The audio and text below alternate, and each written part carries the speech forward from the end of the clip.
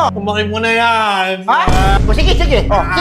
Eh, tayo sinasabihan madamot ng mga ganyan kumpare mo na yan dahil papahiram mo lang ang damot-damot mo. Hindi.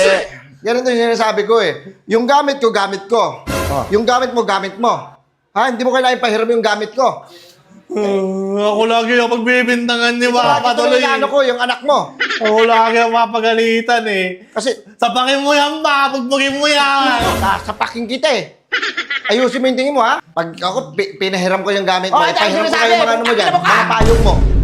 Ipahiram ko dyan yung mga pinggan mo. Yung mga tupperware mo. Ano mo Ipahiram mo na yan ba? Ipahiram mo na yan. Ipapahiram mo yan. Ipapahiram mo yan. Pa, paluin mo kaya ng umuha. Bigyan kita umuha kaya. Ayan o.